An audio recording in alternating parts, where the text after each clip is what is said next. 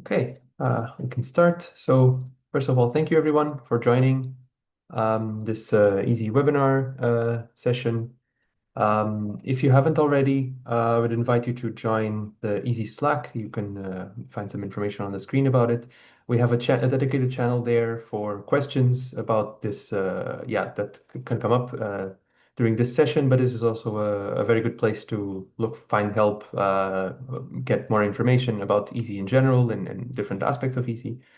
So you can find it on our Slack channel. So this is the fifth and last of a series of webinars that we've been doing in about Easy, covering different aspects of Easy and also other projects and components that are used by Easy. And so today we'll be focusing on using Easy as a base for a system stack. But you might want to take a look if you haven't yet, or if you've missed some, you might want to take a look at the other topics, which are, I think, interesting, and also some of them relate to what we're talking about today. The slides and the recordings for those sessions are available on the website that you see on the screen. And the same thing will happen to the session for today. It will also be recorded and will be put online, and the same likewise for the slides. So as I said, this is a session on using Easy as the base for a system stack. I'm Peter Santoneves from the University of Groningen, and doing this session with my colleague also from the University of Groningen, Bob Droge. And we're both members of the Easy team, which is embedded within the Multi-Xscale Center of Excellence. And this is our last webinar session of this series. So it might be interesting to note, because this is the last session, and just in general, we will touch upon some topics that were covered in previous sessions, and they're just topics that are necessary in general to know. We will try to always cover the basics of what we're showing, so that everyone has enough background for the discussion. But yeah, so these topics are also covered in some of the previous sessions. So this being Easy Extend, Easy Build, CERN VMFS. Of course, it is good to know how to make Easy available on your system, and how to build a software stack with Easy Build, and also some knowledge about LMOD. But we'll also be demoing some of these things. So briefly, the agenda for today will do a short recap on important topics. I'll talk a little bit about the file system design, because that's quite useful for what we'll be discussing.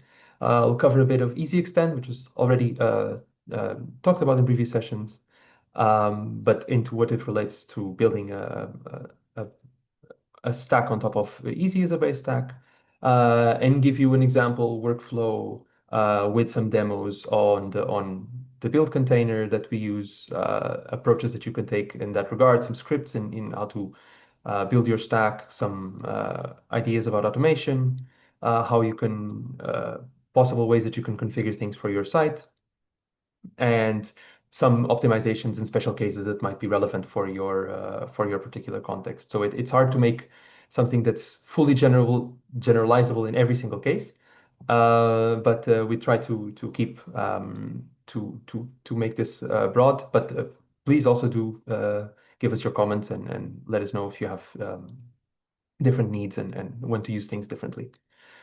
So with that, I will give you a brief overview of Easy. Well, I hope that most of you will know this by now. So EESSI stands for the European Environment for Scientific Software Installations. The idea is that an optimized scientific software stack that is shared is available for the community at large.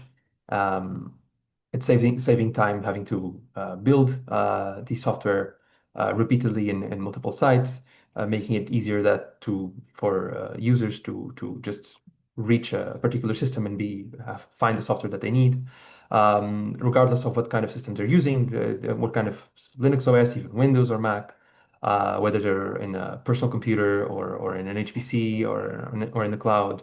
Um, and making sure that these things, the software is optimized for the microarchitectures in this particular component of the systems that they're using to the best as possible. So the focus is also on performance and on automation and testing to create this ecosystem.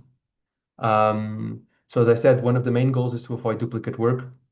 I imagine that many people in the call are either in some capacity working in user support or system administration of HPCs. And I think it's no surprise to say, it's not a controversial statement to say that a lot of time and a big chunk of time goes into installing software, figuring out the best way to install a particular software in a given way. Um, and so the idea is that we save a lot of this duplicate effort.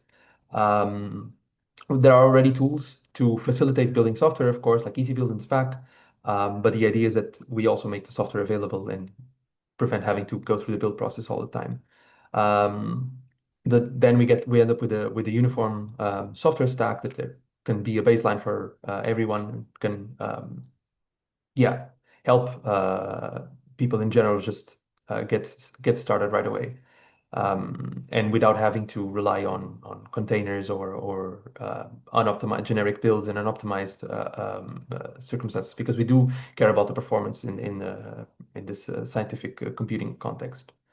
Um, this is also, of course, useful for training because if you know that you have a standard environment that you can set of software that you can easily find everywhere, then that makes planning, creating, and accessing training a lot easier. So that's the motivation for EESSI, the major goals of EESSI, and what we're trying to do. But that, of course, every site has its own specific needs, and so um, the motivation for this session is that how do we bridge that gap between the base easy stack and how do you build something on top? Um, so perhaps you're working in a site that needs proprietary software that cannot be distributed because it has a closed license, so could not be made available through Easy. Maybe a specific subset of the users on your system. That's something that happens for us in Groningen, for example, have their own license for some software. Only they can access it or should be able to access it. So I mean, the users need to be able to run their software, but it can't be distributed through Easy. So you need to build it anyway. Maybe there's software that will eventually be made available in Easy. Um, the the the the process of getting it of making it available will take some time, but you need to make this available to your users right now. So maybe you want to deploy it very quickly. So then you need a little bit of extra flexibility. Or your system maybe has a particular specificities that you would want to tune things for in a given context for your system in a different way. So then you want to build something on top of the base easy stack. So that is kind of what we aim to address here is how do we try to achieve this, um, and kind of bridge this gap between the shared software stack and the specific needs of a user or of a site. And so to talk about that, I'll just give a very brief overview of the high-level design of Easy. So we see this is in layers. See if I can the pointer that would work. Yeah. So we divide this in layers, which sit on the host operating system, which can be whatever the site or your computer might be using. The distribution is done through our file system layer, which is enabled by a certain VMFS. And then we have a compatibility layer to kind of equalize the the way things work across client operating systems. And then the applications, the optimized installations go into the software layer. So what we basically want to do is we want to use this as a baseline, particularly the installations that we have in the compatibility layer and the distribution, if you so choose, as a baseline for where you would add your particular software, given the specific needs that you might have. And then in the end, the shared part of Easy Stack, you know that you if you go to different systems, say different Euro HPC systems or whatever, whichever system that Easy is mounted on, that those will also be available. So that's quite useful because we have already quite a lot. This is already a bit outdated. Is from I think the beginning of May that I could grab these from our bi-monthly meetings numbers. This is just a count of the number of software installations that we have on the current production version of Easy per CPU target and of unique software. And you can see that uh, after some time that the project has been going for, we have quite a lot of software of optimized software installations available. So there is already a lot to start from as a baseline. So maybe if you're configuring a new site, or you're starting something new, or you just want to use one of these particular applications, this can be very useful for you. And you can look up in our documentation if you ever want to, if you're curious about a particular application, or if you want to see a list that we also make that available. And you can find more technical details on that there. Um, how do we add this software? It's also important to briefly cover because it will be yeah, useful later. So we for adding new software to Easy, anyone can create a pull request on the Easy software layer GitHub repository. Um, and in this pull request, you could add a line to an Easy Stack file, basically just to say, well, I want this. There's this Easy build, Easy config recipe that I want to that installs software that I would like to make available. It's already available in Easy build, um, and then this will be reviewed by members of the project who can submit build jobs, and part of our automation that will start the build process for all of the CPU microarchitectures that we support. Uh, we also have testing enabled via Reframe on particular applications. In the end, we would end up with software installation tarbles. This is something that we'll also demo here. Um, and then these will the nitty-gritty details are not very important right now, but these will then be placed in a Stratum Zero server, which is the central repository of the software. And there they will then be ingested into the Easy production repository after having passed through the review process. And this last stage after the review is automated, and then from that point on, the software is available to all of the users. So this is the process for the components for the applications that are in the production repository that will make part of our base stack, right? As in the context of this webinar. This is how they get added to Easy. So as you can see, it takes quite a few steps, and that's by design, and that's something that, I mean, it has good reasons to be this way, but it does of course take some time, um, particularly for difficult applications. Um, then I want to briefly touch upon the recommended CVMFS setup. So you can also refer to our past session on certain VMFS. But basically, the design works a bit like this, where this is the Easy Stratum Zero server that I just mentioned. This is hosting our like the master copy of the software where things get ingested to. And then there are a number of Stratum 1 mirrors.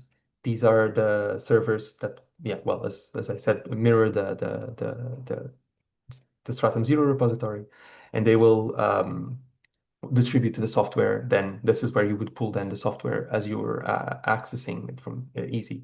You would ideally have some squid proxies, some proxies in between, And this is how you would get the software. And these, of course, are connected to your HPC site. So then a user can just access the software by by loading a module, and this will happen in the background. They won't really need to know anything about this. The software will just become available. Um, but then you might have, as I mentioned, have some say proprietary software that you have to make available that cannot be distributed too easy. So one thing you could do with a CVMFS setup is you would have your own internal Stratum Zero that is only accessible to by all the users that you wish to, or all the users in your system. Likewise, you would have a mirror like a Stratum 1, and these would be connected to the proxy. So here, in this way, you would get simultaneously the software from EESSI as you would get the software from your internal Stratum Zero. What you can also do is make your internal Stratum 1 server, Stratum 1 server for EESSI. So this would also then be a mirror of the EESSI's repository, which can be quite nice for your system as well. And in addition to that, that gives you quite an interesting possibility of having your internal Stratum 1, which is, will presumably be much closer to your own site, will have faster access. You can set it by editing a file here in /etc easy.io.local, and you could say, okay, well, actually, I want my CVMFS Stratum 1 to look first here and then in my internal Stratum 1. And then if that fails, then I can fall back into the public Stratum 1 servers from EESSI. So then if this connection is unavailable for some reason, you would not have your internal software, but you would still have access to EESSI's Stratum, EESSI stack, basically. So that's something that can be done. But maybe you don't want to, for whatever reason, you don't feel like using CVMFS for your internal software stack for your private stack. You can also, of course, do this in a shared file system that's not CVMFS. Maybe you have some NFS server, for instance, where you install your proprietary applications, for example, and then you can still have access to EESSI just the same. And there is also a location where you can access your own proprietary site. So broadly speaking, this is the file system setup on these contexts. These are just some possibilities and some examples. And now I'll move on to how do we then enable this, how do we do the installations? So we through EESSI, if you've watched the past sessions, you would have heard about the EESSI module. So EESSI is a module that we make available through EESSI that allows you to build on top of EESSI in many different contexts. In this case, we will focus on one particular context, which is the site installations. So if you see on our documentation for EESSI, you can see that even users only that have access only to some parts of user space can leverage this module as well for their private software installations. They can even make a user-specific software stack. But in this case, let's say that we are looking at site administrators who want to install software on top of EESSI with EESSI's base stack. So you would use this EESSI module, and this is done in a quite simple way. So you would just set this environment variable EESSI site install, and then you would load the module. And what this will do is it will make that your installations then we'll use an install path that would land in software ECIO. So this being the EESSI's repository, and then on this host injection subdirectory. So this path is added to the module path so that the new installations are found automatically.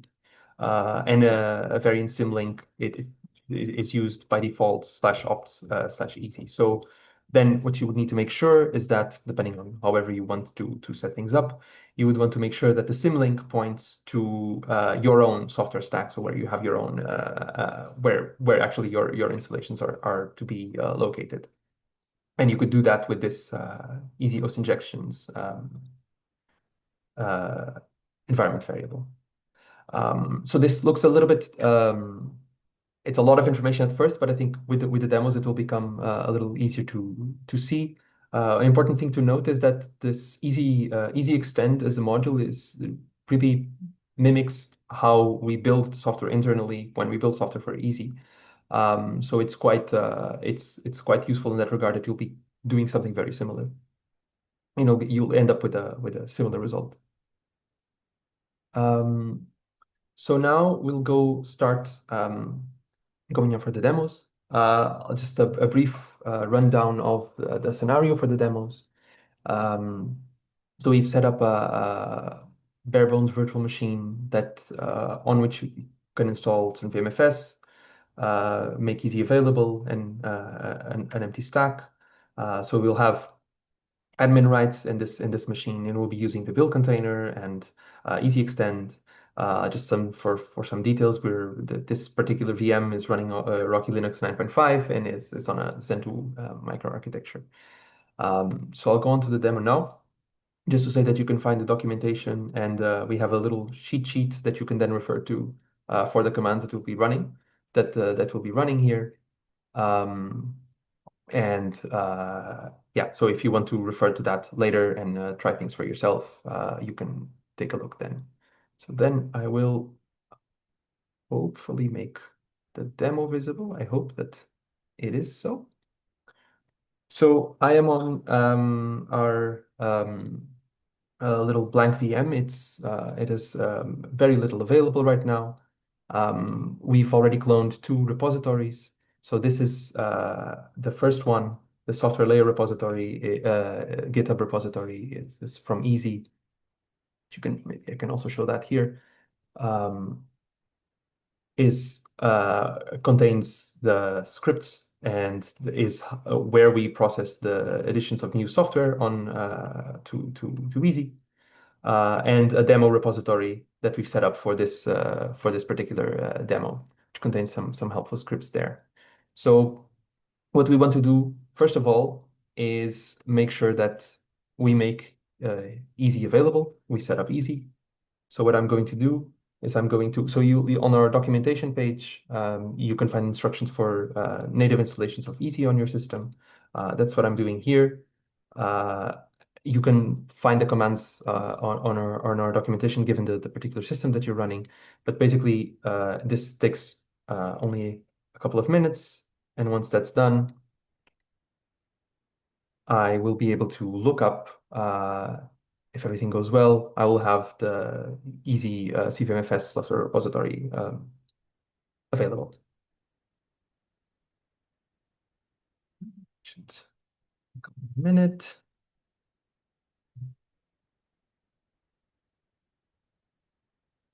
Yeah. So now if I look up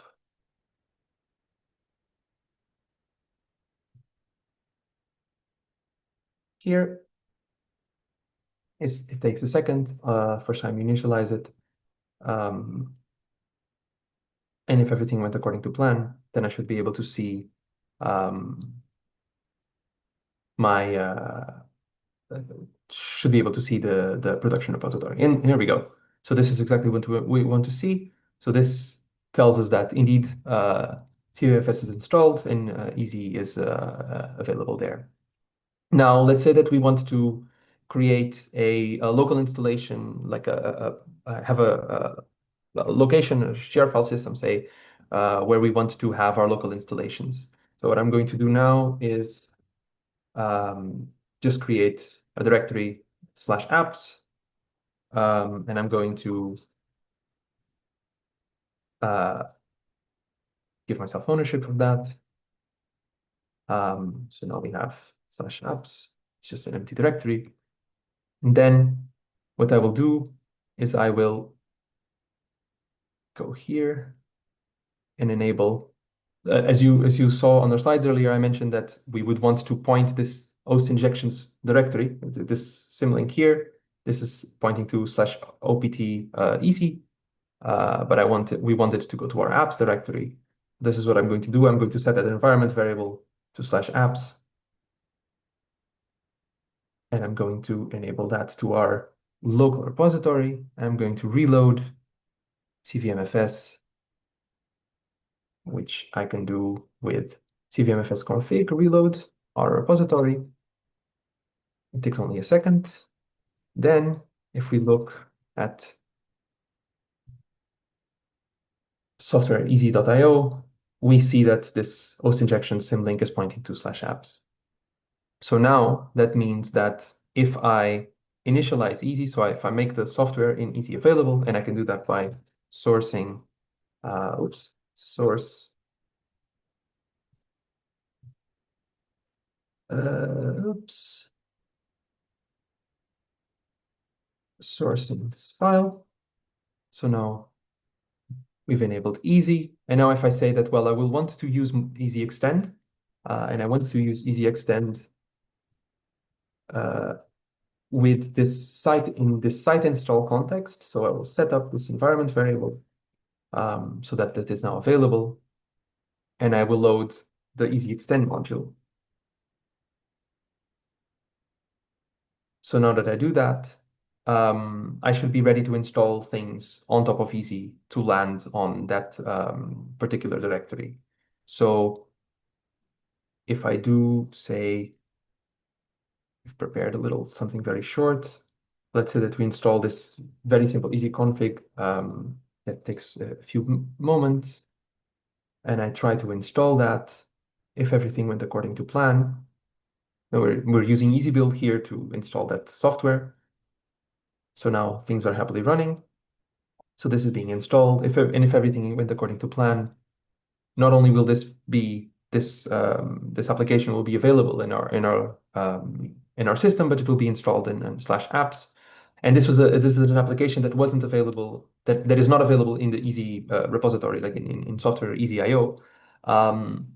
But you will be able to, you'll see that we are already building this for the GCC core, with the GCC core toolchain 13.2.0, and I didn't really have to install that toolchain. So that means that we're already building this application on top of Easy as a base stack. So this should take just a few minutes.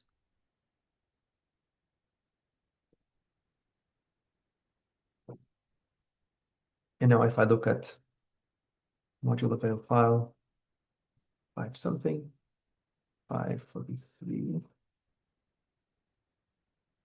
I see that this is indeed available, and my LMOD is telling me that it's in software EasyIO, host injections. So if I load this,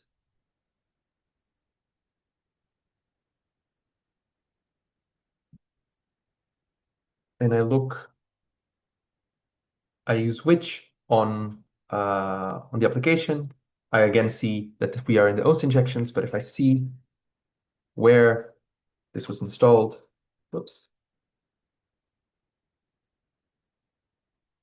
I see that the real path. So if I resolve that symlink, we are in slash apps. So that tells us basically that we've built this application. It's in this slash apps directory, and we've done this with the GCC core, yeah, with on top of Easy, essentially. So that was already very quick. Took only a few minutes to start building something on top of Easy in a location that could be accessible for other users in the system. So that's our first demo. I hope that is that was clear, and I'll move on unless there are some. We'll see. I think there are no questions so far. Not for now, no. Yeah. Okay. Yeah. Thank you. Then I'll move on to the build container. So when we build for Easy, we build our workflow goes through a build container. And this is something that is quite useful, particularly for to make sure that you're isolated from the host.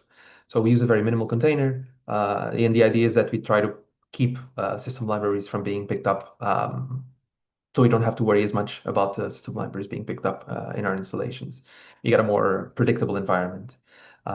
It's also nice. That means that you can use any machine as a build host, and you don't really need particular privileges. And we make use of Fuse overlay FS to give us some writable overlays.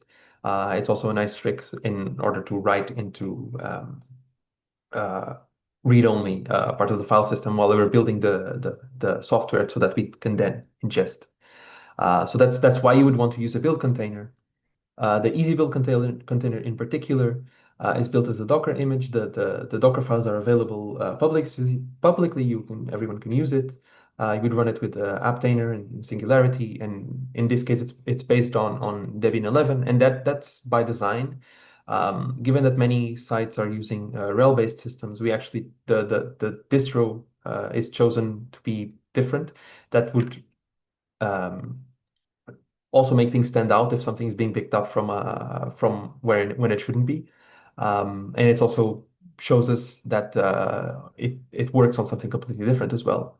And we have a helpful script that I will give you a very brief overview of later to run this container that has a lot of parameters. We won't cover all of them today, but it has a lot of options. It lets you do a lot of different things, including bind mounting additional paths and so on. And then you can configure it to mount additional CVMFS repositories. So if you have your own local software repository is a CVMFS repository as well, you could also it's prepared to handle that.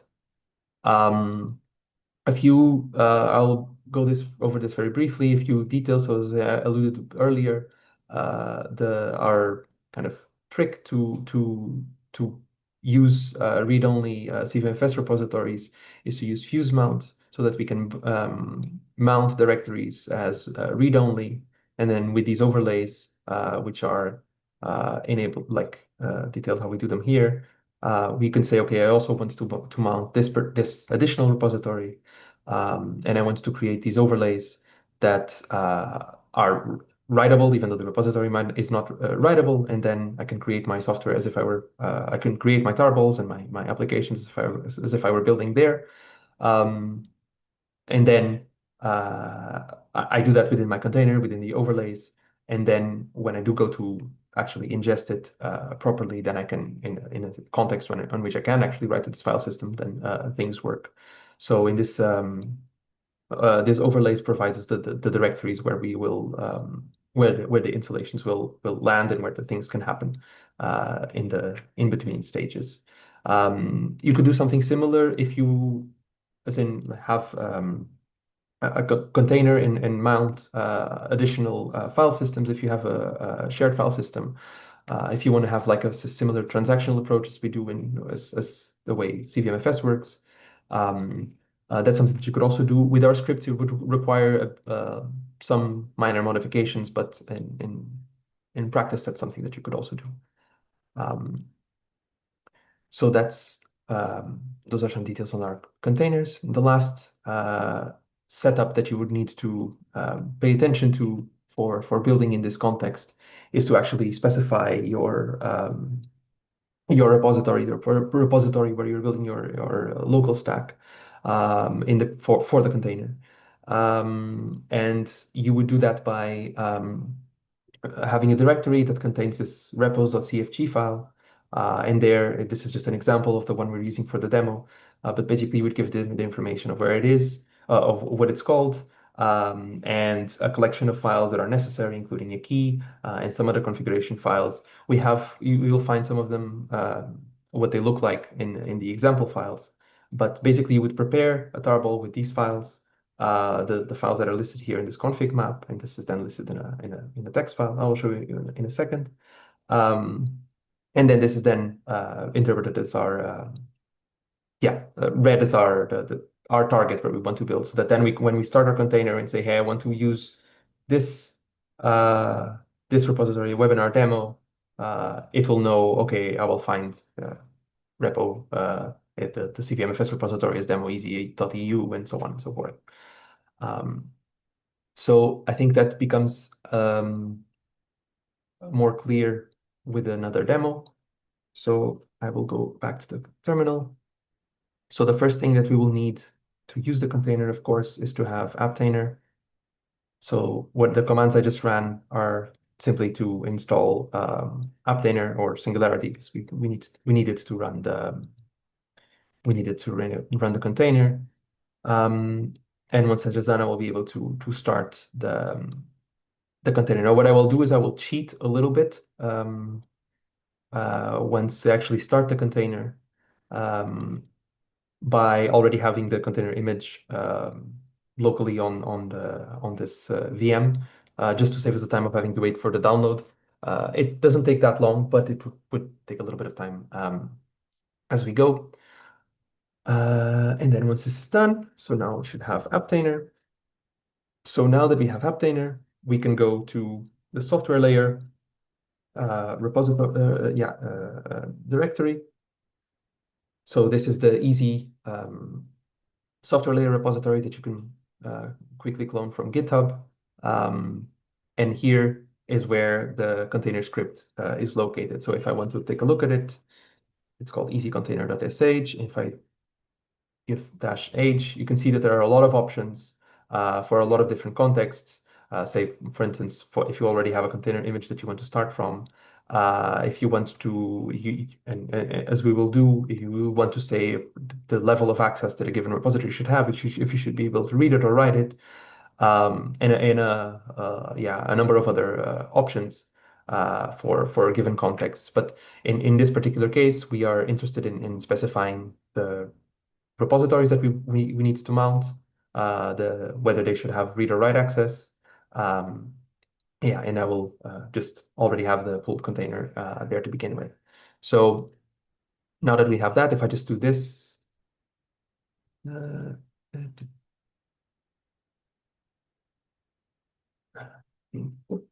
-c, and I should have, this should already show us.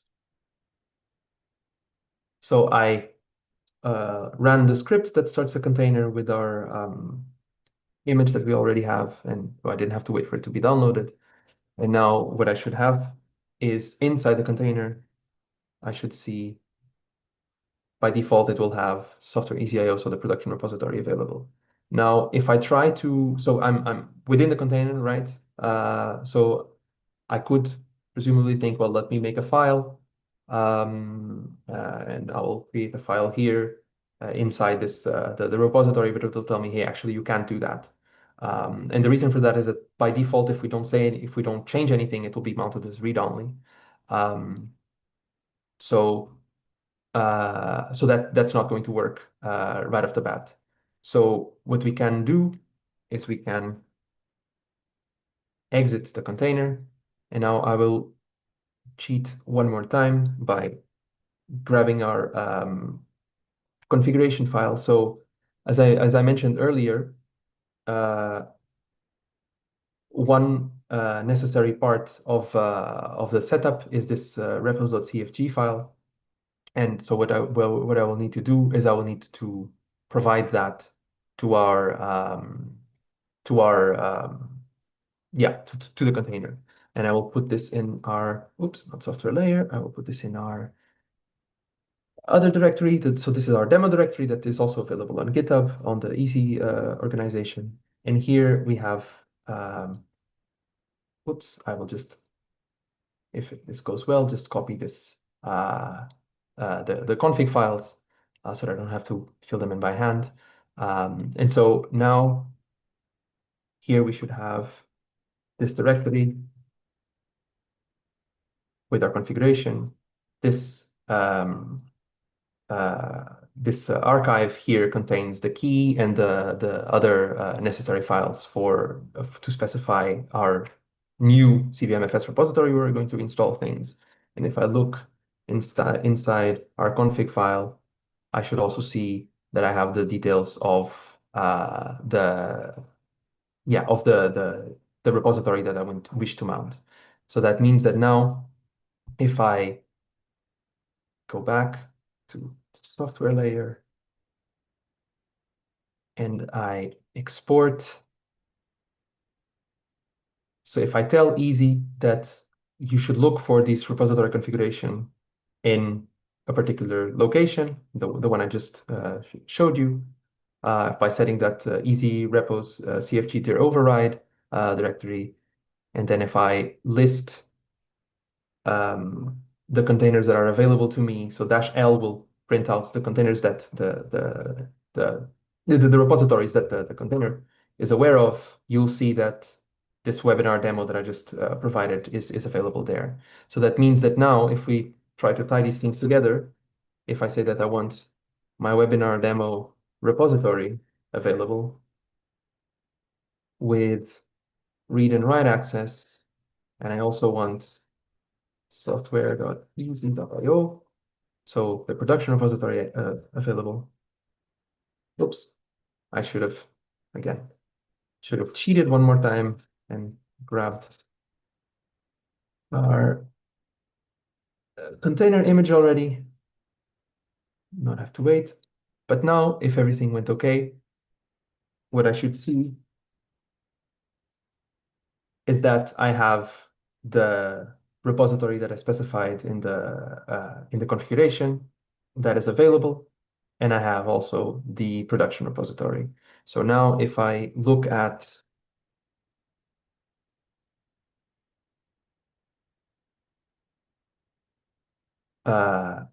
software ECIO, I have that our host injections is pointing to our demo ECIO repository.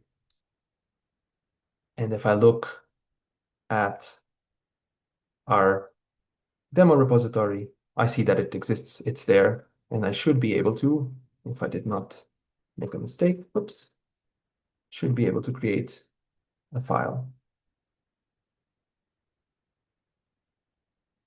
Yes, because I mounted it as read write access. Now I can write this directory write to this directory to that repository. So in short, this is how you would quickly enable these CVMFS repositories within the build container, how you would make them write accessible and yeah, and how you would set up an easy installation in this context. And so that's the end of my demo for now. And so now I pass on the word to Bob. Yes, thank you very much, Pedro. I will take over the screen share. In the meantime, if anyone has a question, feel free to ask, then I will set up the screen sharing.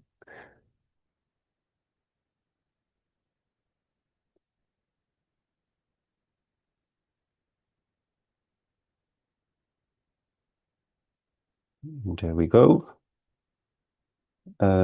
Quickly check if there's a question. Yeah, Adam has a question, so I'll let him unmute. Hi, was just wondering about the generating the repos.config. Do you guys, I mean, just in terms of producing those configuration files, do you have a particular workflow that you use to do that? I mean, I saw that there for EESSI itself, you generate RPMs from like an Ansible repository. I'm just wondering if you do something similar for your site-specific configuration. Well, I can maybe answer that one. At the moment, not really, no. And so if you set up your own CVMFS repository, the CVMFS random zero will create, for instance, that public key for you. Other than that, yeah, it depends a bit as well on what kind of things you do want to configure. For a basic setup, there's not that much that you need. You can have a very minimal configuration file. if you want to create a package, that could be useful to install stuff as a package on your machines. But indeed, we use Ansible to just deploy all the keys and the local configuration files on our worker nodes. So I would say that mostly depends on what kind of configuration tools you use right now. What would be the most convenient way to do it for your site? And for the build container, that's basically just a one-time process where you have to set up that configuration bundle thing with all the required files, configuration files, public keys, etc., and do that mapping. But after that, the mapping itself doesn't really change anymore. That's just a one-time thing, and the files themselves could, in theory, change if you want to change the configuration or change your public key. But it's just straightforward. You can just change that file.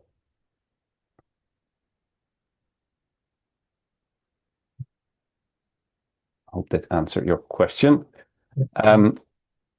So going on, we're now going to do some kind of actual build based on two things that Pedro has been showing. So we're going to use the build container, and we're going to use EESSI and then do a real build inside the container. This sort of assumes that we're going to use CVMFS for our local stack, but for a stack stored on a shared file system, NFS, Lustre, GPFS, it doesn't really matter. The workflow could be sort of the same, though it's often a little bit easier if you use a shared file system because you often have direct write access to your shared file system. On the other hand, that also makes it a bit more risky because you can easily add things to your stack if it's writable. You can maybe mess up an existing installation just by accident. You might do an installation which fails in the middle, and it might leave files in place which you forget to clean up. So the process that we're going to show, although it's more intended for CVMFS as well, you could use the same approach for any other file system to make it a bit more transactional, so to say. The way we're going to do it is by having two scripts. Again, you can tweak this in any way that you want, and depending on your local site, but the scripts that we're going to show is just a sort of demo setup that you can take as a starting point and then adjust them to your needs. So we're going to use one sort of job script that will just run the EESSI container, the EESSI build container, which you can also use for your local builds. If you want, you can also set up your own build container, of course, in a similar way. And then inside the build container, we're going to call a build script, which will do the actual build. And that script is basically going to set up EESSI, so make EESSI available inside the container by sourcing the init script. It can do any kind of configuration for your environment, so maybe set up some directories, tell EESSI build where to store the source files for all the installations, all that kind of stuff. Then we're going to load EESSI extend, as Pedro has been doing in the demo as well. And we are going to configure it again for site installations. And then the main step is basically to run EESSI build on an EESSI config or on an EESSI stack file. And again, that step really depends on your typical workflow for your site right now. But that can be easily integrated into that script. Then at the end, because typically on a build machine, you don't have write access to CVMFS, we're going to use that same trick that Pedro has been showing with the build container. So we're going to use that writable overlay on top of CVMFS to do the installation to /CVMFS. But then in order to actually get your installation onto the CVMFS repository, you will have to somehow copy it to the Stratum 0 and ingest it there. For EESSI, we do that by making a tarball of the entire installation, or if you've done multiple installations of all the installed apps. So store them all in one tarball, store them somewhere on a shared file system or somewhere else, and then ship them to the Stratum 0 to ingest them. So for the demos that I will be doing later, you can find all the scripts in the GitHub demo repository that has already been shared, I think, on Slack and in the chat. So you can take those as an example. But we also have similar kind of scripts in the EESSI software layer GitHub repository. So the ones that we actually use for the production repository. Those are a bit more advanced and complex, I would say. You can still take them and take the useful bits from those scripts, but they are quite specific to the EESSI workflow and EESSI repository. So there may be stuff in there that you maybe don't want to use. we also typically use them on pull requests and build from pull requests. If you don't use that kind of workflow, there's lots of functionality in there that you might not really need yourself. So then a little bit more details about that last step, so creating tarbals. Again, if you are going to host your local stack on a shared file system with write permissions, you don't really need this, but it could still be useful because, again, it makes it a bit more transactional, as in you do the build on that writable overlay, and only if the build completed, you make the tarbal and extract that to your file system. Then the installation is there in basically one go instead of, if you're building TensorFlow, it might be there for hours and not really complete yet. This way, it's not there until you extract the tarbal, which is like a trivial operation. In order to create that tarbal, that's a bit of a tricky process because we use those writable overlays. You have to know a little bit about how overlays work in order to get all the details of this step. But basically, with a writable overlay, any changes that you make to that mount point, so in this case, /cvmfs/ your repository name, all the changes end up in a directory that you specified, which is called the upper directory of the overlay. That can be just a host directory that you made available in your build container. So then all the changes, and in this case, all the software installations, all the new software installations, then end up in that upper directory. So what we do for the easy workflow, after the builds have completed, we have this create tarbal script, which is going to scan the overlay upper directory and is going to find all the new software installation directories that it can find, and also all the corresponding module files, all the Lua module files. It's going to make a list of all of them, and then it's going to run the tar command to pick up all those installations from /cvmfs/ basically the installation prefix. With like a few easy changes, you can basically just take that script that we use for easy and also use that for your own CVMFS repository. That file is included also in the demo repository. It's a small change compared to the one that we use upstream in the easy repository, because some paths will now be different. So there are some hard-coded paths in the easy script which don't work for your local script. I think we can change that and make it a little bit more flexible, but for now we put a copy in the demo repository. That will just result in a tarbal, and you can store that somewhere in a shared file system and then copy it to your Stratum Zero. Once it's available in your Stratum Zero, this is how you could ingest it. So if it's compressed, which I assumed on the previous slide, so we're going to make a .tar.gz file, then you first have to uncompress it, because the CVMFS server command only takes non-compressed tarbals. So you have to uncompress it, and here we then pipe it to the CVMFS server ingest command, which will then read it from standard in, and it will ingest it, in this case, to our demo repository, demo.easy.eu. And with this -b flag, you can define where the tarbal needs to be extracted, so which base directory needs to be used for the extraction. In this case, we just use /, which means that it will ingest it to the root of the CVMFS repository. If you want to use a subdirectory for this, that's of course also fine, but then you have to take that into account for the build process as well, because it's important that the path will, of course, be the same as the path that you use for the build process itself. Since this is a bit of a tricky command to remember, I would recommend that you write a sort of wrapper script that just takes a tarbal and does the extraction and the ingestion for you. With the great advantage that later on you probably want to do additional things as well for every ingested application. For instance, for easy, what we typically do is every time we ingest a tarbal, we update all the lmod caches. That's a nice thing that you could add to the ingestion script, because when you run the ingestion script, you know that you're adding software.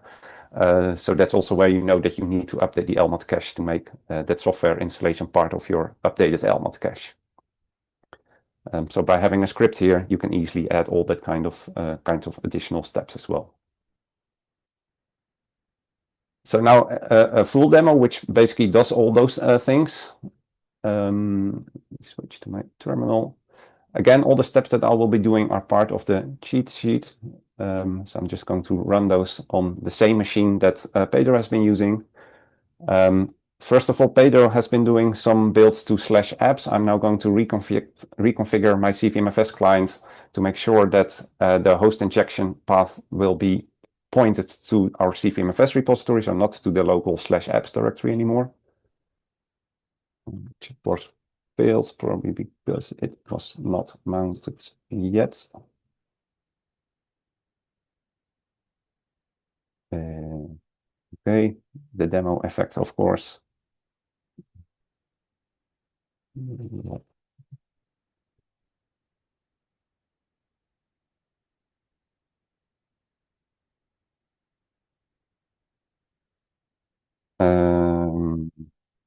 Check what happened here. In some sense, that doesn't even really matter because we're going to run in the container anyway. So let me just go to the container command first. So what we're going to do, I'm going to run this job script, which in this case is going to assume that it's going to get a easy config on the command line or an easy stack file. To be sure, it's going to purge my module environment. It's going to point to the CVMFS configuration for our demo repository. So this demo.easy.eu, same kind of file that Pedro has showed in the first part already. It's going to use the cached build container image because it takes sometimes a few minutes to pull that one in. So just for the demo, we took that step out and use a cached image on the home directory of this account. And then we're going to call the container, so with that build container image, with our webinar demo repository, so in the same way as Pedro did in his demo. And then we're going to call a build script, which is going to run inside the container, which is to the top. So starting here, it's just going to do some parsing, check if it's getting an easy config or an easy stack file based on the file extension. If it's an easy stack file, then we're going to assume, that's what we do for easy as well, that maybe there's this EB version encoded in the file name of the easy stack. Then we know that we have to switch to that specific easy build version. So it's just going to get that from the file name. And then it's sort of going to do the steps that I outlined on the slide. So it's going to set up easy. It's going to configure easy extent for site installations. If we needed a specific easy build version, because that was part of the file name of the easy stack, we're going to load that specific version of easy build.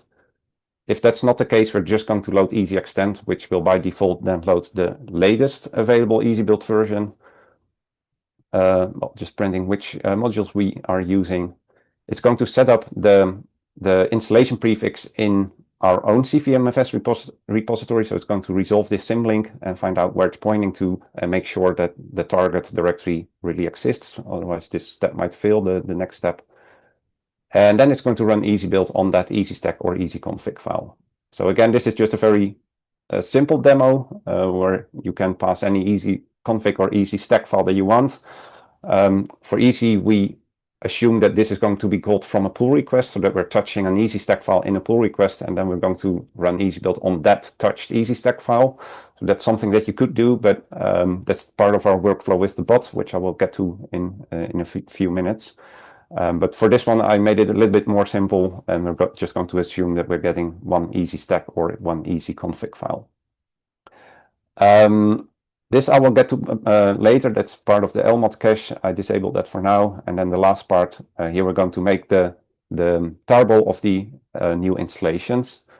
Looks a bit tricky, but it's basically just going to find in which directory it has to look for new installations. And then it's going to determine the tarball name and actually call that create tarball script.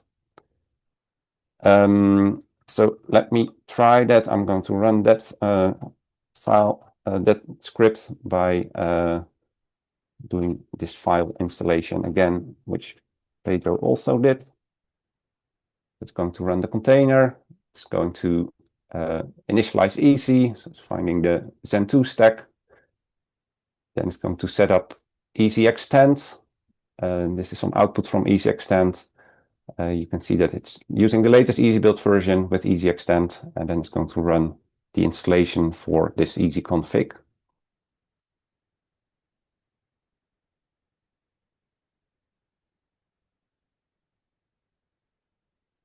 That might take a minute or so again. Once that's done, I will switch to my second tab. So this is a dummy Stratum 0 that's hosting the repository that we created for this demo, this demo.easy.eu. So I'm going to copy the tarball then to that machine and ingest it. This is still in the configure step. So this is also because this machine was quite blank. We just created it this morning. So the cache is not filled yet because EESSI has not been used at all. But the more you will use it, the faster things will probably go.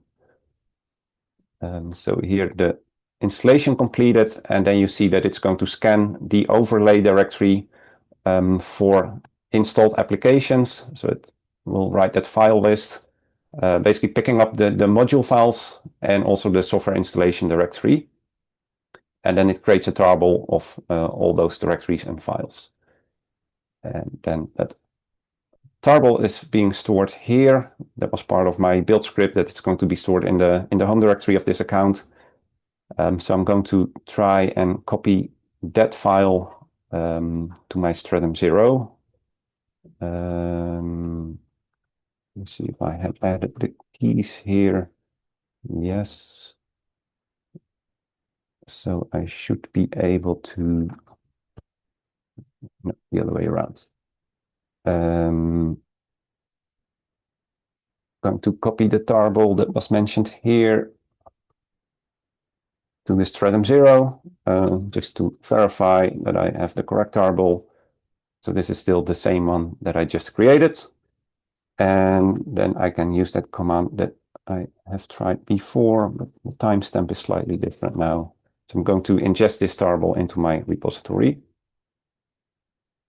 Well, this is a very small installation, so as you can see, that only takes like a second. And then you will see that this completely blank new repository now contains that new installation and also the module file.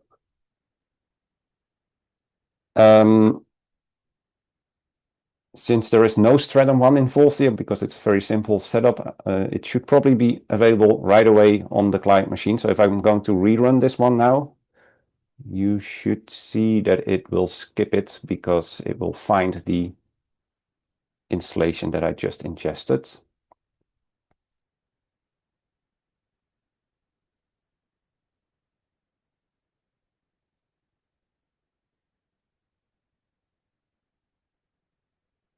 Yeah, there you see. So it says it's already installed. So it's already picked up by my client.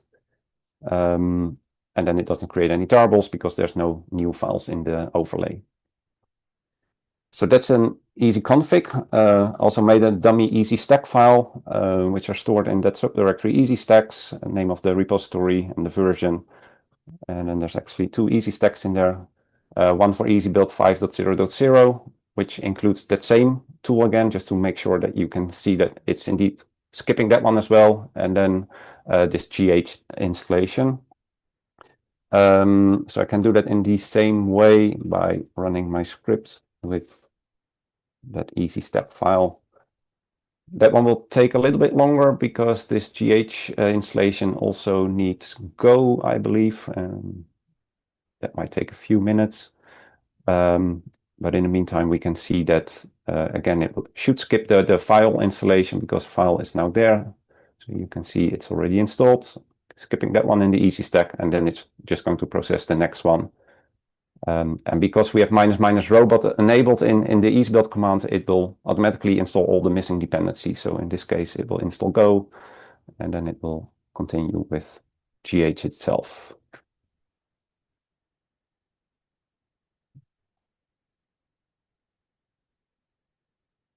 That might take a minute. There we go, next one. So if you were going to use this for your site, using easy stacks is really helpful because that sort of has a definition of the stack that you make available to your users. It's just a simple YAML file with a list of easy config names. So we use those for EESSI as well. And you can just set up your workflow in such a way that whenever you want to install something, you add it to the EESSI stack and you submit that as jobs to your cluster, let the script process that EESSI stack file, and it will automatically find all the missing items and all the missing dependencies of those items and install them for you. So every time you want to add something, you just add it to the bottom of that EESSI stack file. You can also do that with pull requests like we do for EESSI. Then you make a pull request every time you want to add something to the stack, and you basically set up a workflow where that pull request, the changes basically get pulled in inside the job that you're submitting to your cluster, and then you process that EESSI stack file. So now this should be done, and it's going to create the tarball.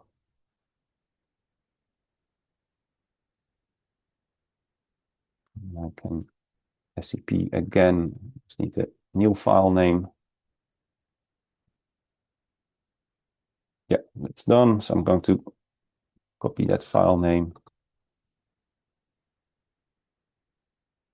and then ingest the new tarball.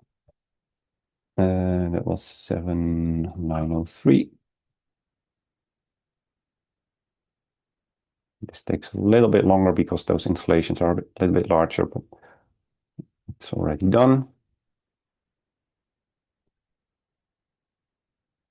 And as you can see, it will then now have 3 installations in this software directory, so Go, File, and GH.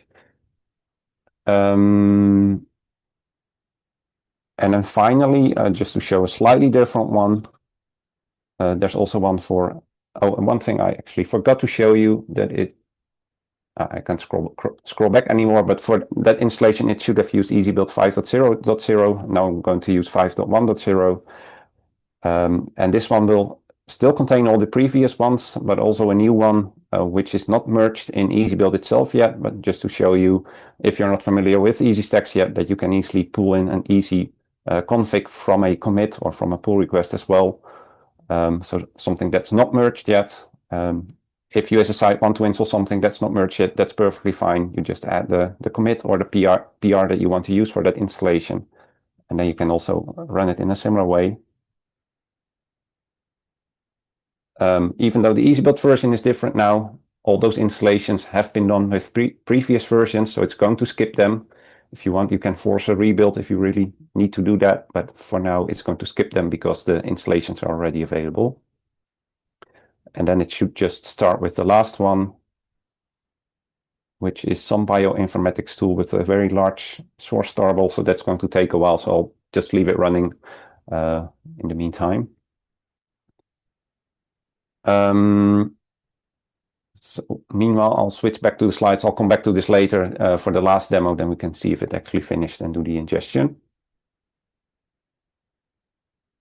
So that's a sort of demo of a full workflow using EESSI stacks and an EESSI config inside the EESSI container, EESSI build container.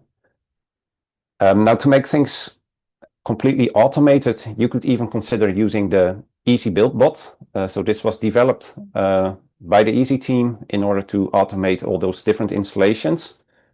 Especially for EESSI, this is really useful because we now build for about almost 15 different CPU targets, which means if you want to do something similar, you would have to submit 15 different build jobs to all the different CPU types for every installation, which is a lot of manual work. So the bot can sort of automate that for you. And the nice thing is that the EESSI bot was developed in a very non-EESSI specific way, so that people can actually just take the bot code, set up their own bot, and then easily adjust it according to their workflow. So you can set up this bot, configure it to listen to events from a certain GitHub repository. For instance, every time I'm opening a pull request in this this GitHub repository, I want to receive an event, and then the bot will handle that event. So you run the bot typically on a login node of your cluster, and then whenever a pull request gets opened to build something, you can let the bot perform certain actions. So we can basically say, submit all these different jobs for the different CPU types in my cluster and start building that software inside the EESSI build container. And then store the tarbles at the end somewhere on a shared file system. So you can just easily trigger all those builds automatically and then collect all the tarbles and ingest them. So the bot has a few requirements. So right now it only works with Slurm cluster, so it will submit jobs to a Slurm cluster.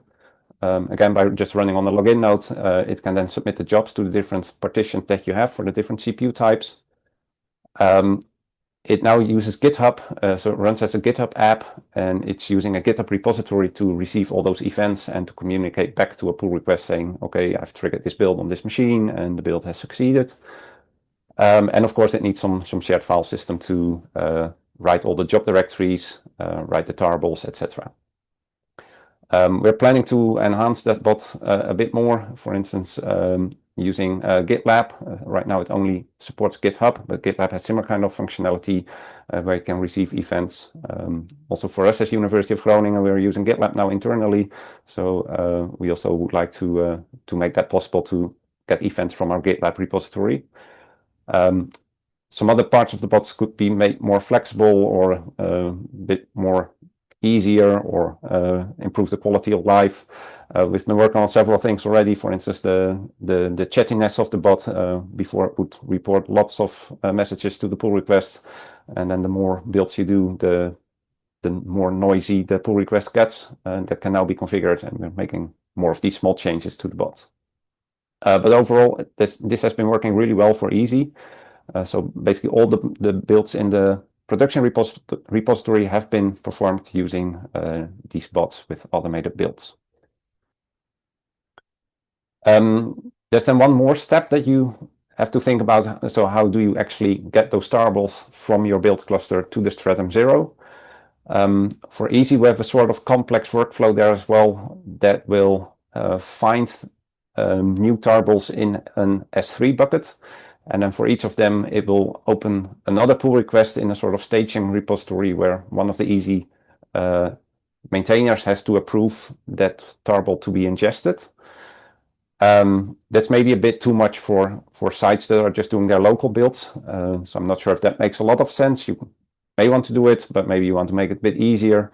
So you could also consider just having a very simple cron job that will scan some directory on your shared file system, and every time it will find a tarball, it will just ingest it automatically and move it out of the way so that it won't be picked up again.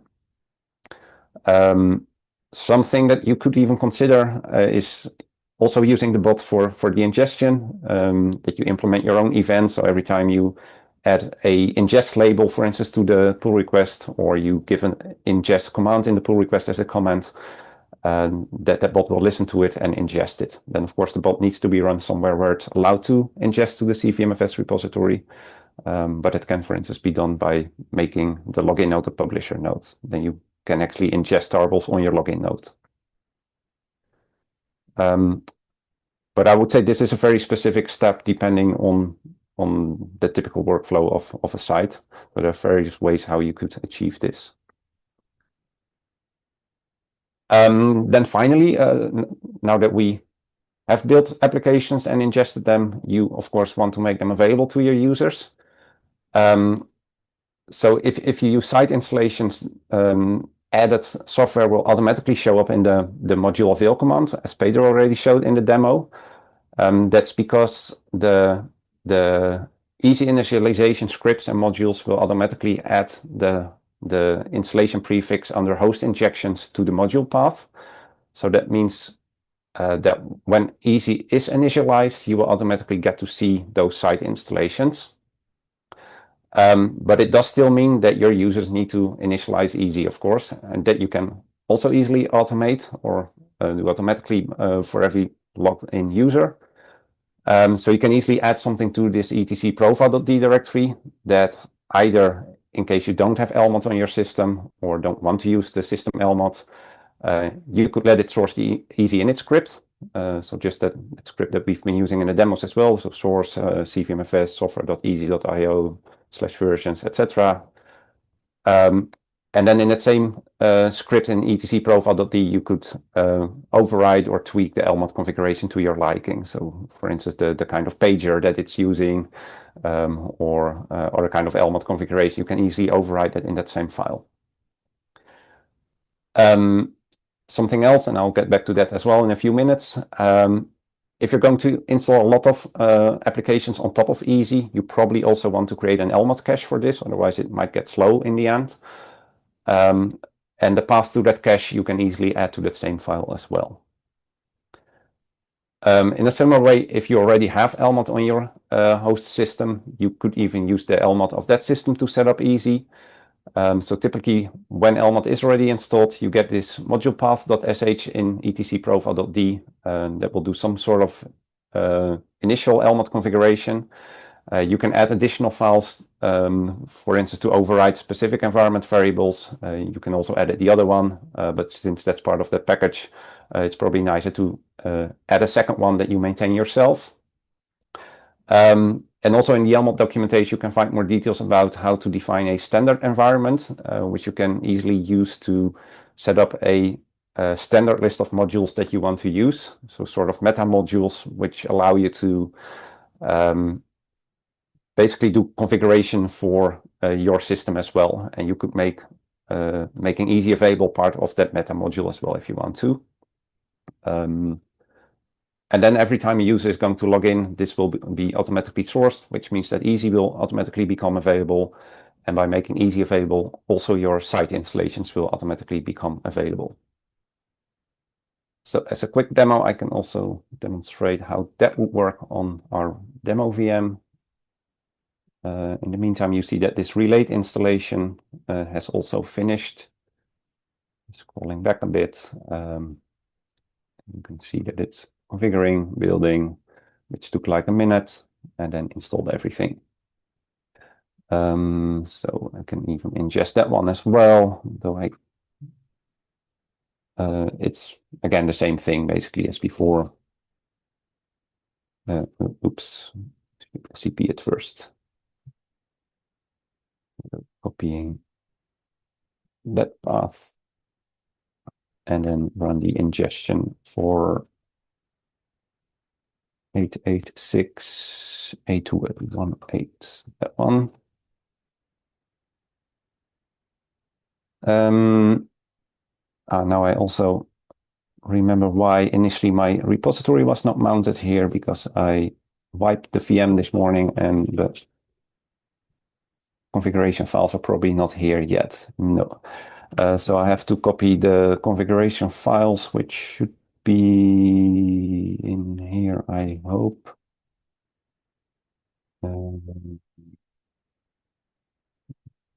Get to see some live debugging now as well.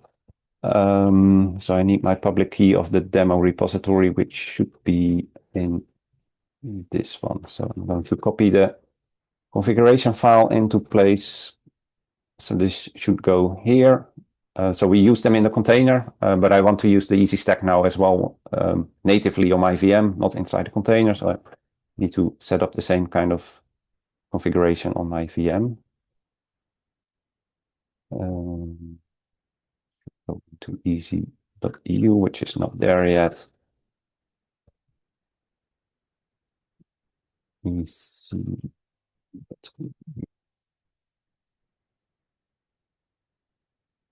And also copy the default.local, so that one defines, for instance, where the EESSI host injections is pointing to, and that should point to our own repository.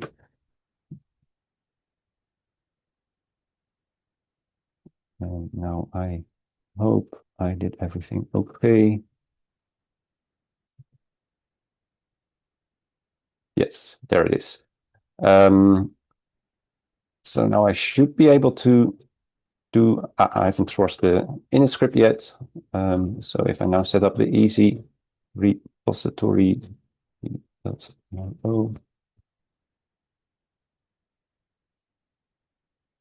now EESSI itself is available, and because I've done site installations, I should see my local installations as well, and indeed, here they are. So as you can see, they're part of the host injections, but as Pedro already explained, that's now a symlink to our own CVMFS repository where I ingested all these 4 modules. So right now, this is a manual process that every user who would be using this VM would have to source the init script. So what I'm going to do now is use those demo scripts in this profile.d. Let's pick the one with elmod, which I don't have on this system yet. So let's do the other one instead first. So I'm going to copy this file into the profile.d directory. And this is just a very simple one. It's going to source the init script. It's going to change some elmod configuration to my own liking. And also there's an if condition here that it's going to check if there's an elmod RC file. I'll get back to that in a few minutes. There's a slide about that specific topic, but that's just if you want to have your own cache on top of the one that EESSI provides, which again is a good thing to do if you are going to install a lot of applications. Now I'm going to log out from this system because that file is now in place. And once I log back in, you will see that when logging in, it's automatically going to set up EESSI, and it should also automatically find my modules again. So now every user of this system will be getting the EESSI stack automatically. In this case, I forced them to use 2023-06, but if there would be a new version, you could make that configurable for your site where you can pick which version they will automatically get, or maybe nothing at all, and they have to somehow pick it themselves with a module. That's of course up to you as a maintainer of the infrastructure. Also quickly show the other one. So now remove this one again, and I will use the one with elmod. So for those, I will add 2 files, one which again does a similar kind of configuration. We're going to add the module path that contains the EESSI initialization modules. So there's an EESSI module that you can load, which will do the sort of same thing as the init bash script. And we're also going to override some elmod settings here in the same way. And then the other one will define the list of standard modules that will be loaded by elmod. So it's going to load, in this case, EESSI 2023-06 automatically for me. And also check for an elmod cache. So I'm going to copy both those files into profile.d. And then there's one other thing, because we're now relying on elmod itself to be available. We need to install elmod first, because as you saw, there's no module. There is a module command now, but that's because I had already loaded EESSI. But before I did that, there was no module command yet, because I don't have elmod on my local system. So I'm going to install this additional repository, which has elmod, an elmod package in it. Then I should be able to install elmod, which I think is with an uppercase L. Yes.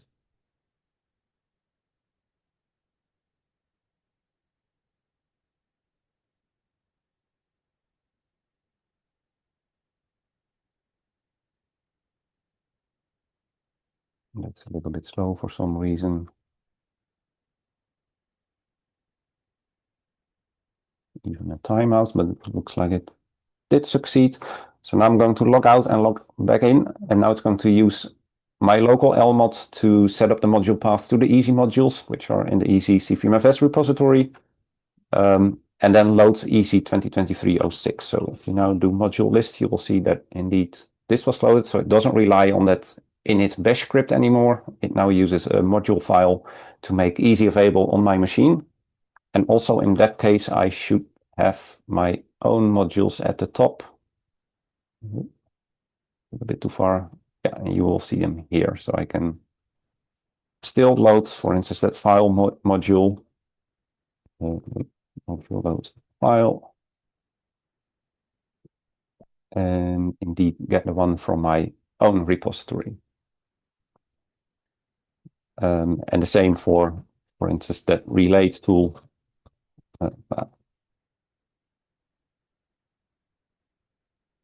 So I can load all those modules. This one has a module load message about some additional scripts, but I now get all those modules from either EESSI stack. So you can nicely see that it's now mixing the EESSI native modules, basically. So for instance, R is part of the EESSI stack and all those dependencies. But this one is part of my local stack. And also that file module should still be somewhere here. It's over here. So those are all part of my own local stack, while the other ones are all taken from the EESSI stack itself. So it's nicely mixing all of them and not reinstalling anything that's part of the EESSI stack. I think that sort of wraps up this demo.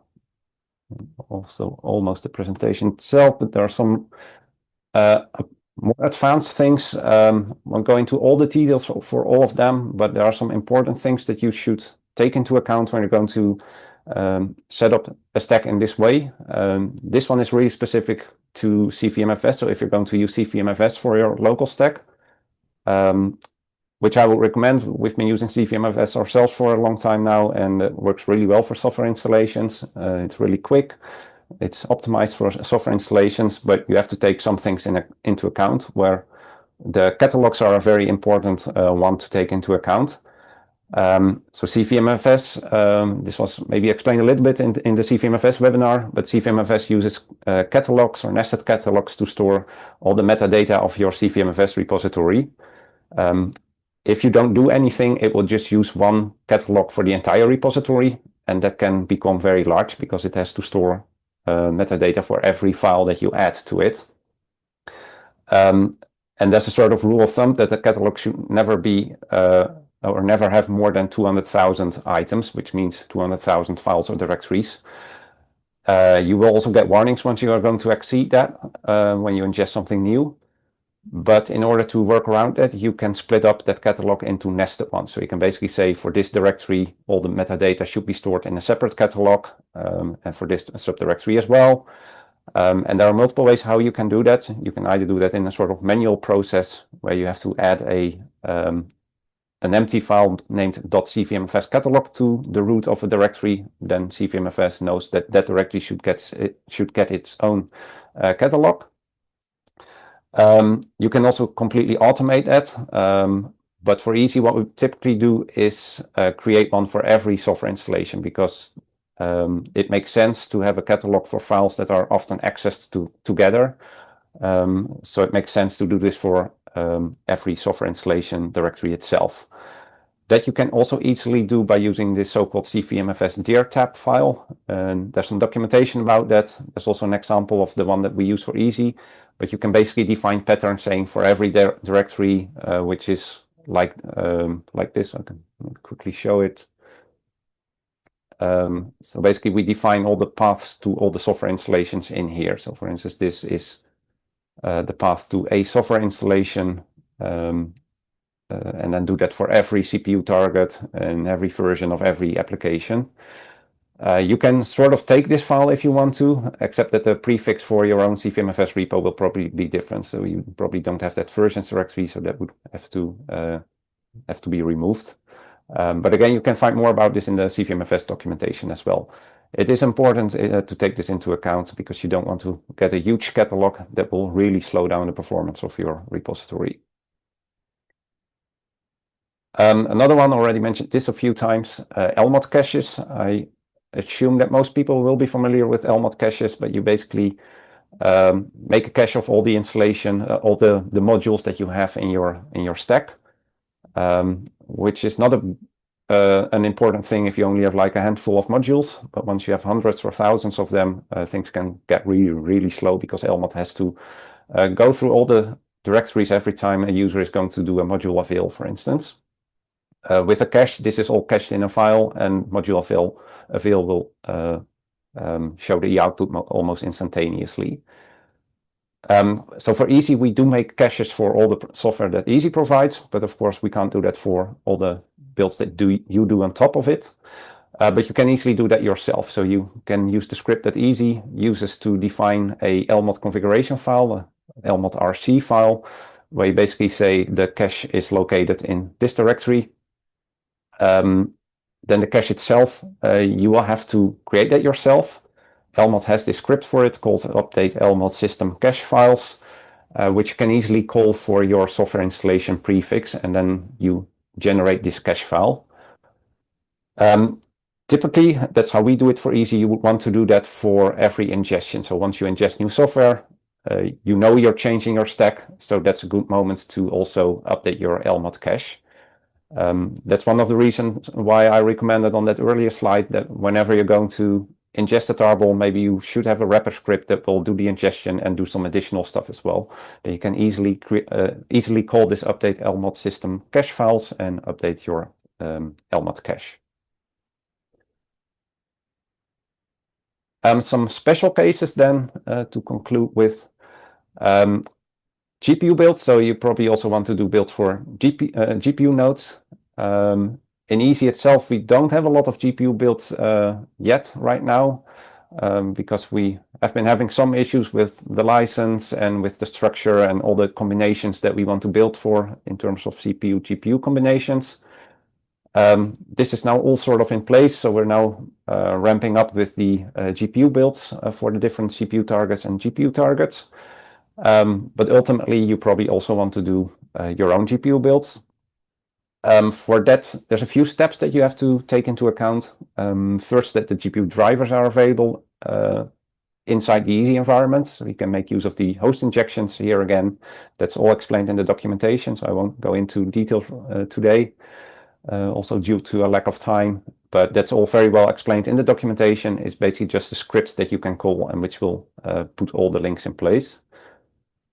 Plus, you probably need to have the full CUDA SDK available. Due to license reasons, we can only ship the runtime libraries in the EESSI stack, which means that, for instance, the CUDA compilers cannot be part of the EESSI stack.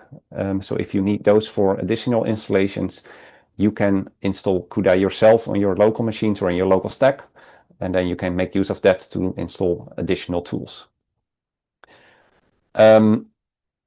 There's one small issue right now. If you use EESSI extend for GPU builds, it will not automatically change the installation prefix, which means that GPU builds will end up in the same CPU prefix. So for instance, on that VM that I just used, that was going to install for AMD Zen 2.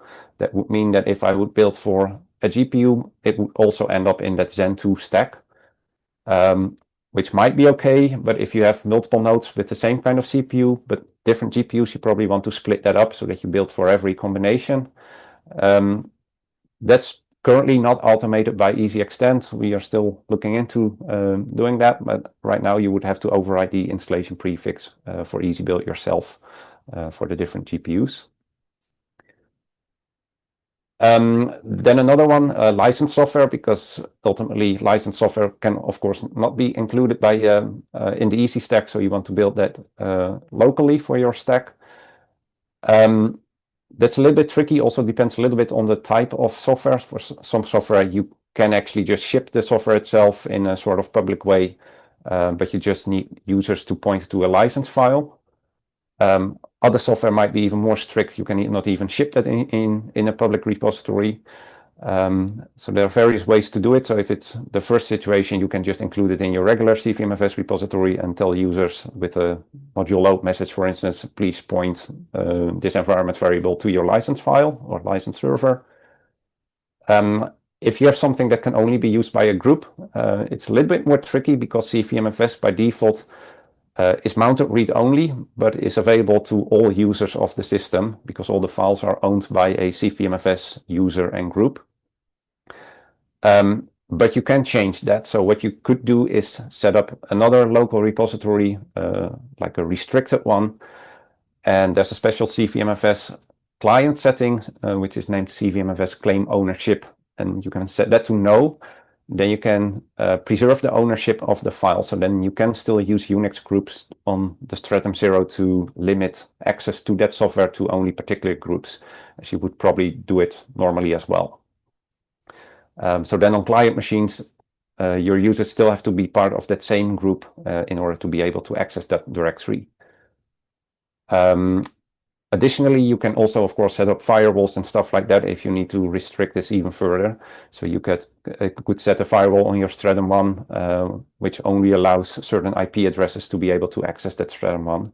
So for instance, your set up a Stratum 1 that's only used for the clients inside your university network or for a particular group.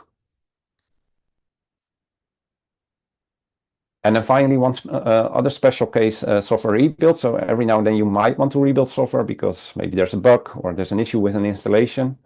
For EESSI, we try to prevent this as much as possible, but sometimes there's really no way around it because there's we've had a bug, for instance, in OpenMPI, which needs to be resolved, and then we really have to rebuild the installation and remove the old one. Now you do want to do that with minimal disruption, of course. So you don't want to remove the installation and then wait until the new one is available, which could take several hours in case of, for instance, TensorFlow or PyTorch. Then the nice thing again of the build container is that you have this transactional approach, so you can use the writable overlay to prepare the new installation, ship the tarball to the Stratum 0, and in one transaction then remove the old one and ingest the new one.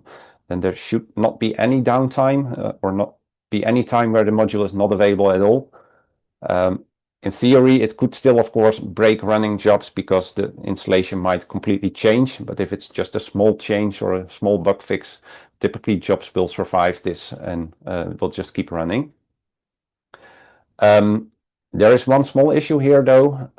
By default for EESSI, we use an EasyBuild setting, EasyBuild read-only install there, which means that every EasyBuild installation or every installation done by EasyBuild ends up in a read-only installation directory. So the write permissions are removed even for the user who did the installation. That's a sort of security measure that we took to prevent ourselves from accidentally making changes to existing installations. So sometimes you see that these Python cache files, for instance, are being generated in existing installation directories, and you don't want to pick those up and start changing installations. Which is why we chose to use this setting for the EESSI stack. But it has a few drawbacks, especially for rebuilds, because it doesn't seem to be possible to restore the write permissions when you need to restore them. So if you want to do a rebuild, you want to have write permissions again in your container. Otherwise, you cannot in any way do the rebuild. We've been looking for lots of solutions or workarounds for this, and finally came up with a workaround by using Aptain's fake root option. Then we start a container with fake root, then it's like your root in the container, and then you are able to restore the write permissions, which often works, but we now have built clusters as well where fake root is not supported. Then you just get an error from Aptainer that's not enabled due to lack of support in the kernel, I suppose. So that's not an option then either. So we're still looking for other and better solutions to do a rebuild of an existing installation. We have something in mind, but it still needs to be implemented. So to really conclude, a few things that we are still working on, which are relevant for people who want to build their own stack. First of all, I think it would be nice to convert most of this tutorial into proper documentation on the EESSI documentation, with examples and tricks that you can use. And then, as mentioned, we need a better procedure for rebuilds. Something else that has come up is that right now we use a lot of EasyBuild hooks for the EESSI installations to tweak certain EESSI configs or set specific settings relevant to the EESSI project. If you as a site also want to implement some additional hooks on top of those, that's not really possible yet, except where you would take the hooks file and just add them there. But we ship them in the CVMFS repository. It would be nice if you have another way of adding some hook file on top of it. I guess that could be supported in, for instance, EasyBuild itself, or where we use something in our hooks file that allows you to pick up another user-specific or site-specific hooks file. So at the moment, that's not really possible, but we're looking into a solution for this.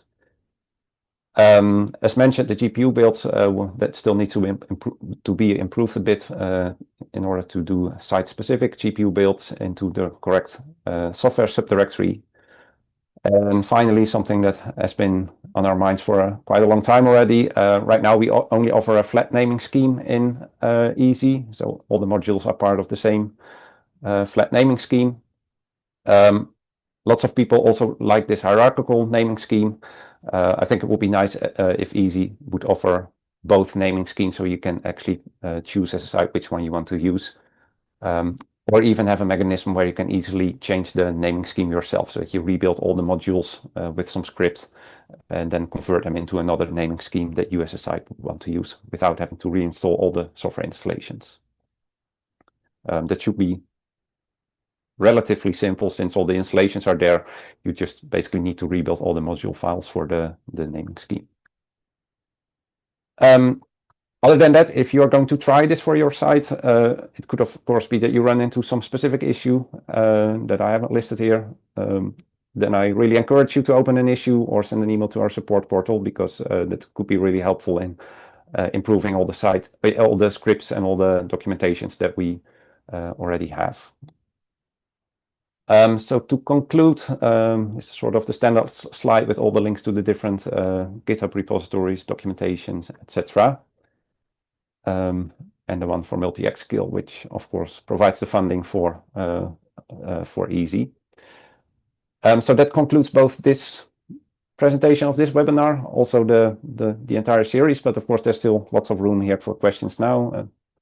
I think we have at least 50 minutes or so, so I think I'll pass the word to Alan, who probably looked at the questions. I don't know if there's a relevant question that we can answer here in the Zoom session or on Slack. There's no, oh, we just got something into the Slack channel, a big chunk of text. It's something about being able to use custom hooks. It's a big chunk of Python there, so I don't think we're going to go through it now. Okay. But yeah, as I would have expected, this would be possible, right? So it's just a design thing. We need to figure out the design to allow this. So I don't know if anyone, yeah, Adam is actually, he's the one who posted it. Maybe unmute him. Yeah, sorry, that's not even a question. It's just a random splurge of something you can do to sort of load hooks, including the easy hooks or whatever. But I have a couple of specific. I have actually a couple of questions. So I was wondering if you guys could say something to targeting specific, so sort of aligning site builds with specific tool chains that are common and easy. Like, are there specific strategies that you use there to try and make life easier in terms of, you know, getting EasyBuild to do as much of the work as possible? Like for people not familiar with EasyBuild like us, it's maybe not that obvious. Like, I think there might be some sort of, I don't know, some experience that you guys have that's maybe not articulated. Like, it's not, you're not articulating it sort of explicitly, but there might be an implicit sort of suggestion that you should align yourself with sort of specific tool chains or whatever. Yeah, that's a good question. Maybe even one of the issues now with EESSI, since most of the base of the stack is already available, people don't get into those details anymore with setting up the base of the tool chain, for instance. In general, I would say it really would help if you're not familiar with EasyBuild yet to start with a tutorial that's available online and start playing around and try setting up your own stack from scratch to get some more, become more familiar with the concept of tool chains and dependencies and this robot thing in EasyBuild, which will automatically install all the dependencies. Also, because we sometimes see that people try to come up with their own tool chains then, which I sort of understand. I think we initially even did the same years ago. But in general, it's, I think, better to stick to what EasyBuild provides, because lots of people are using those recipes. They have been tested on lots of systems, and if you start creating your own tool chains and changing existing easy configs, you will probably run into lots of issues that other people haven't really seen, because they do stick to the versions from upstream. It's also a bit of a tough question. Well, I can add something here maybe. So when I was working at Jülich Supercomputing Center, one of the things that we did was implement policy by EasyBuild hooks, in the sense that we would say you can only use these tool chains. So if you try and use a recipe that uses another tool chain that we don't support, it will complain. You could override it. There was a possibility to override it, but you can use the hook to enforce policy as well. I'm not sure how far we would want to go down that path yet. So I think nothing is fixed in stone for us, even in how we've done things so far. I think we'd be open to the idea of, if it's helpful to people to define such policy and make it harder to go outside a certain say set of installations, like new tool chains and things like that. We could make that difficult for people to do, and maybe that's a good thing, because then probably their experience would be in some ways more fluid, and because they wouldn't have to install like a compiler or something like that. They'd get to like proper, or the installation software they probably care about a lot quicker. But of course, it comes with the downside that all the things that appear in other tool chains, you can't get them right very easily.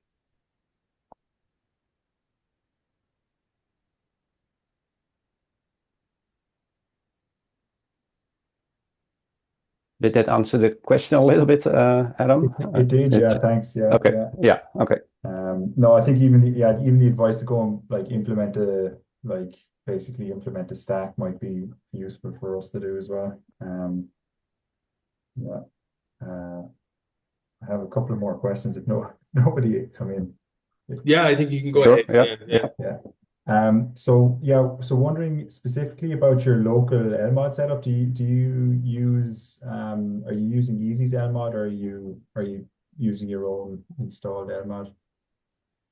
Sort of like a host on the host or whatever. For our sites, so we are still in the process of migrating to this new setup. We do have EESSI available right now next to our local stack, which is completely disconnected from EESSI, and then we indeed rely on our local LMOD as well. So we have a sort of meta module for our own stack, and one for the EESSI modules, or for the EESSI stack, and then users can switch between them, but sort of they conflict them with each other, so we can only have one loaded at the same time. And have you run into any issues with builds picking up the wrong LMOD? We have to be somehow careful in terms of informing EESSI or unsetting the module path before you load EESSI's LMOD, basically. Personally, I haven't, but I have seen issues, I think, on GitHub or Slack, where people indeed try to use their own LMOD, which had some weird settings, and then it would fail, and then it's sometimes unclear what's causing that. In that sense, it could be safer to not use the system LMOD, but yeah, sometimes that can also have an advantage that you use meta modules on your system, then you need to have an LMOD available to use those meta modules.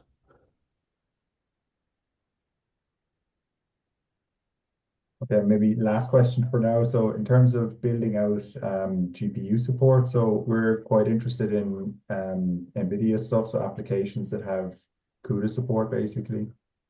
So we'd be very interested in basically helping with any of that work if it was possible. And so just wondering, like, what sort of a strategy have you got there? Like, what are you going to target, or how are you going to approach it? Like I was looking at so I noticed there's a couple of modules, like say available in EESSI, like PyTorch and TensorFlow, but CPU only. Yeah. So we'd be quite interested in having the GPU, like the CUDA enabled versions available, for instance. So yeah, so again, like it's a case so I'm wondering a little bit about how to track the sort of the missing dependencies back up the tree or whatever, and like what would it make sense to kind of build out or write easy configs for. Yeah. Yeah, that's a fair point. I can imagine that would be a blocker for lots of people if there's not a lot of GPU software available. But we just recently sort of finally decided on which kind of combinations we're going to support, where we also take the Euro HPC systems into account, and the let's say the popular combinations of CPUs, GPUs. So we're not going to build for Intel Haswell and NVIDIA H100, for instance, because that doesn't really make sense. Probably nobody has that combination. On the other hand, we can't build for all the combinations since that's way too much.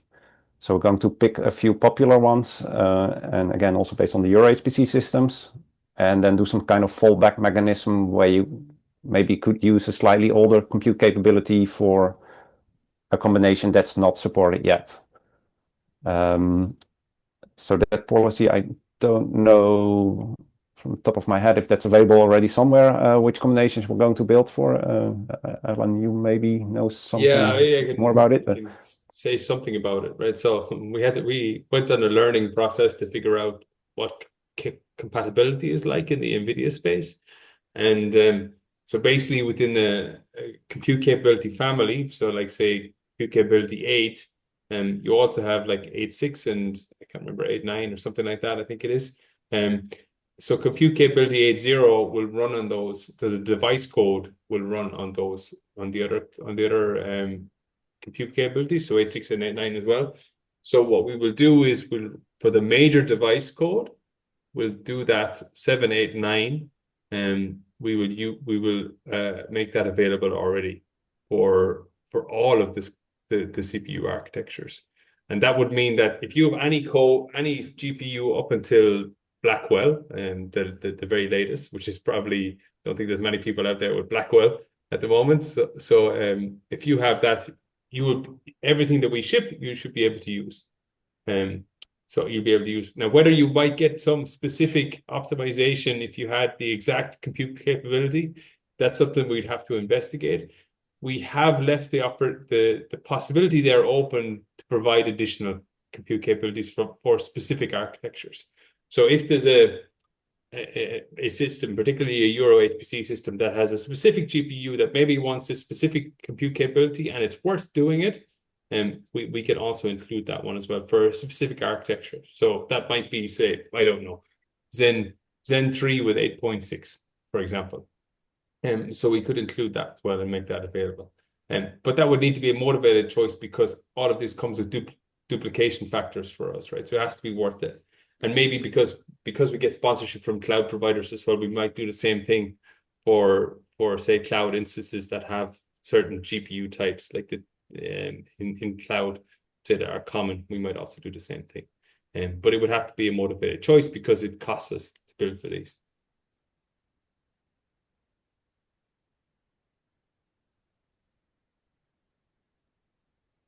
Yeah, and in terms of availability of software, I think we're now sort of ready to really start building things for the combinations that we defined, so the supported combinations. So that means installing CUDA for all those different combinations and then start building things on top of it.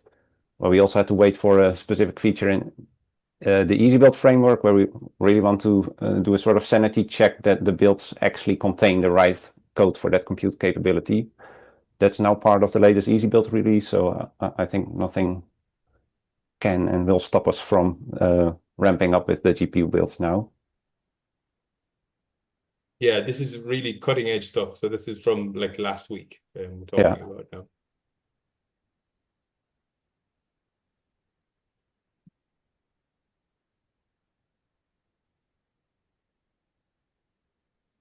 All right. Any other questions? We don't have anything in Slack, and unless somebody else puts up their hand, we maybe I don't think we have any more. I think maybe it's interesting just to mention that we don't have too many, apart from the core group, say, inside who's working on Easy right now, we don't have that many sites who are actually taking this approach, or at least who are communicating with us that they're taking this approach. And we're very, very interested in getting feedback on how this is working out for people and whether there are some things that we could potentially do to make life easier. So, for example, this implementation of policy in Easy Build hooks, that's something that we can definitely look at. It's something that we've even done before in some cases, so maybe that's interesting to do. And then there were some settings as well, so Easy Build settings that are currently being set for a site install that maybe we might want to change. So I know like that somebody mentioned that that it's not a group installation under site installations. It actually appears like kind of there's only one single user who can overwrite installations there. And that's something that we might want to look into as well. There are a few things basically, especially in terms of the easy build configuration of that site installation that we could potentially change as well. So we're very interested in feedback from people who do adopt this approach.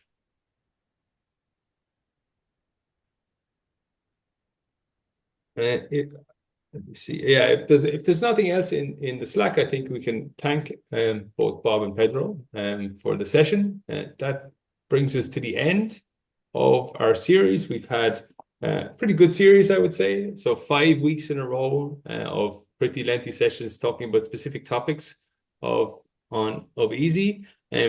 We do plan to send like a follow-up questionnaire for the entire series to get a little bit general feedback on how this has been for participants. And we probably in that will also ask if there's other topics that may be of interest to people that they would like us to cover in a future series. So we may do this series again, or we may do some variation of a series like this in the future as well, depending on the interest from people. So we will send a questionnaire to gather that. And with that, I think we thank everyone who's made it to the end over the 5 weeks. Thanks very much for coming along. And to all the speakers who've put in a lot of work to get these webinars in place over the last longer than the 5 weeks, indeed, quite a few weeks longer than the 5 weeks. And we also thank you very much. And hopefully we'll all see each other again soon.